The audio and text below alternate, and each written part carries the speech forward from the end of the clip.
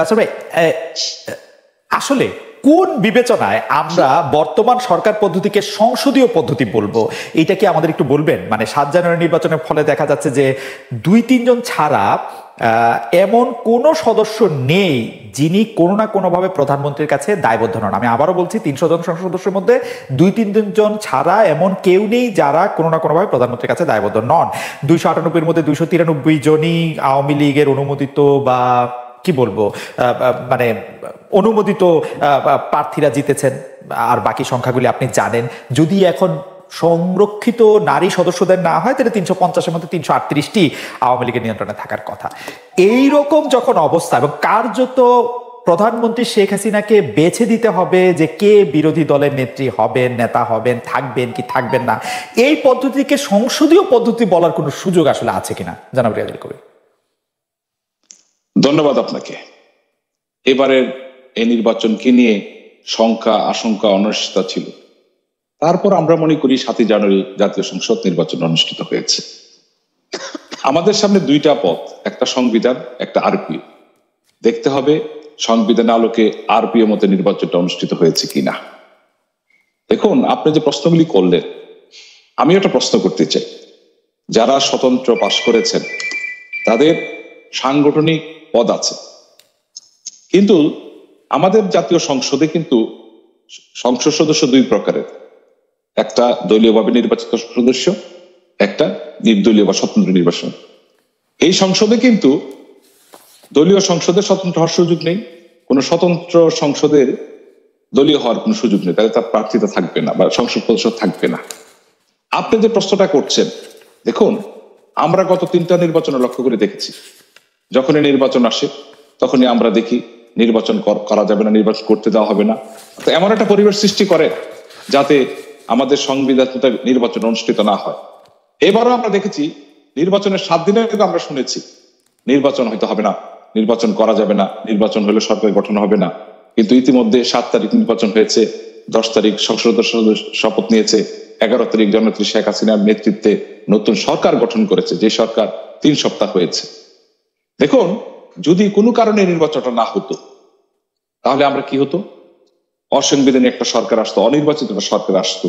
আমরা 75-এর 15 আগস্টের পরে দেখেছি ঘোষণা দিয়ে অনেকে রাষ্ট্রীয় ক্ষমতায় এসছেন, এসে ক্ষমতায় থাকার জন্য নির্বাচন দিয়েছেন, ক্ষমতাকে ত্বরান্বিত করার জন্য। আমরা এখন বলতে পারি আমাদের সরকারের দায়িত্ব সংগত 5 বছর পর পর, যেটা নির্বাচন কমিশনের এখতিয়ার, তারা 2টা কারণ নির্বাচন করার জন্য সংবিধান শপথ নিয়ে থাকেন, একটা রাষ্ট্রপতি নির্বাচন, একটা সংসদীয় নির্বাচন। দেখুন, আজকে আমার যে প্রতিপক্ষ এখানে আছেন ওনারা কিন্তু সংসদে ছিলেন। অ্যাডভোকেট রিয়াজুল কবির, আমি আসলে কি কারণে সংসদে এই রকম সংসদ সদস্য হয়েছে সেই জায়গায় আমি এখন যাইতে চাচ্ছি না। আসলে আমি শুধু বলছি এই যে অবস্থা, সেই অবস্থাটাকে সংসদীয় পদ্ধতি বলা যাবে কিনা, নাকি এটি প্রধানমন্ত্রী শাসিত বা একজন সুপ্রিম লিডার শাসিত একটি অবস্থা। 300 জনের মধ্যে বা 350 জনের মধ্যে আমার হিসাবে যদি নারী আসনগুলি করা হয় 338টা আওয়ামী লীগের থাকবে। এটাকে আর সংসদীয় পদ্ধতি বলা যাবে কিনা? আমরা আগের সরকারগুলি কেন কি হয়েছে, তারপরে হচ্ছে যে এই সরকারটি এইভাবে কেন নির্বাচন করলো, সেই কথাও নিশ্চয়ই আমরা শুনবো, অনেক শুনেছি, আরো শুনবো নিশ্চয়ই, কিন্তু এইটি কি বলা যাবে কিনা? এটা আপনার দৃষ্টিভঙ্গির ব্যাপার। আপনি একজন সাংবাদিক হিসেবে দেখতে পারেন, একটা দল একভাবে দেখতে পারে। এই সংসদে 223 জন আওয়ামী লীগের মনোনীত নির্বাচিত এমপি, 62 জন স্বতন্ত্র, 11 জন জাতীয় পার্টি, যাদের 58 জন আওয়ামী লীগ করেন, যাদের 58 জন আওয়ামী লীগ করেন। আমি তো আগে বলেছি ওনারা আমাদের দলীয় পদ আছে, যেহেতু আমাদের একটা বর্ধিত সভার সিদ্ধান্ত যে আমাদের দল থেকে কেউ নির্বাচন করলে তাকে বহিষ্কার করা হবে না, যেটা আমাদের 47-এর পদারায় আছে। যেহেতু একটা বর্ধিত সভার সিদ্ধান্ত, আমরা নির্বাচনটাকে অংশগ্রহণ করার জন্য দল একটা সিদ্ধান্ত নিয়েছে। কিন্তু লক্ষ্য করে দেখেছে ওনারা কিন্তু মাননীয় প্রধানমন্ত্রীর সাথে দেখা করেছেন, ওনারা আওয়ামী লীগে যোগদানের একটা ইঙ্গিত দিয়েছিলেন, প্রধানমন্ত্রী সেটা এগ্রি করেন নাই। না, আপনারা বিরোধী দলের মধ্যে থেকেই সংসদে কাজ করবেন, যার যার এলাকার কাজ করবেন, এটা কিন্তু উনি বলেছেন। সরকারের বিরুদ্ধে কথা বলার সুযোগ আছে, বলবেন। আমি যেটা বলতে চাচ্ছিলাম, গত সংসদে বিএনপি 7 জন ছিল, এর মধ্যে রুমিন ফারহানা একজন ছিলেন। ওনারা কিন্তু সংসদে প্রতিদিনই কথা বলেছেন, প্রত্যেকটা বিলে প্রশ্ন তুলেছেন। আসলে বিষয়টা হলো, এটা তো বলবেন যে সংসদীয় পদ্ধতির একটা পরিচালনার অংশ, এটা কিন্তু ওনারা করেছেন। আমরা মনে করি এই সংসদ যেটা শুরু হয়েছে গত 30শে জানুয়ারি, 4 ফেব্রুয়ারি থেকে আবার বসবে।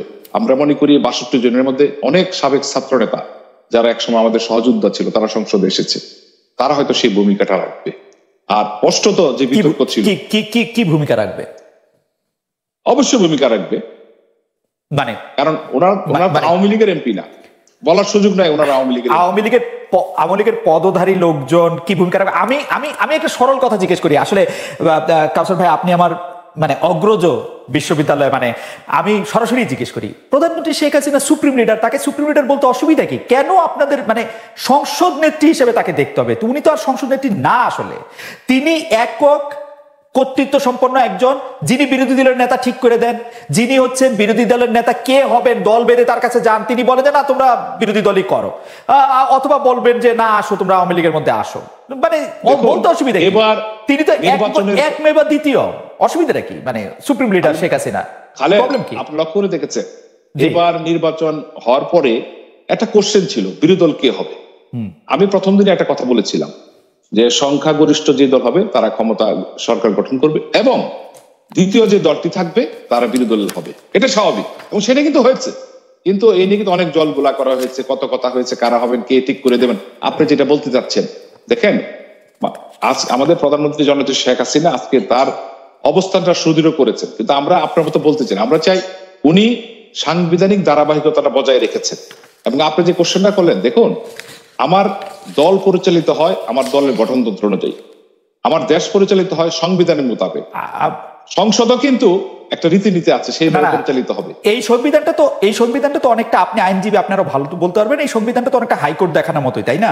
কারণ হচ্ছে যে আপনি বিরোধী দলের কথা বলছিলেন, আমরা এবার না গতবারের যে বিরোধী দল দেখেছি তার মধ্যে জাতীয় সংসদের বক্তৃতা বিরোধী দলের উপনেতা জি.এম. কাদের বলেছিলেন জাতীয় সংসদে আইন প্রণয়নে বৈধতা দেওয়া ছাড়া আর কিছু করতে সক্ষম নয়।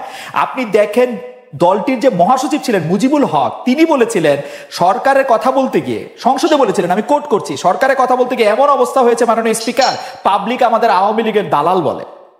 এইবার পাবলিক আসলে মানে আমি তো বিরোধী দল দূরে থাক, মানে আমি সত্যিকার অর্থে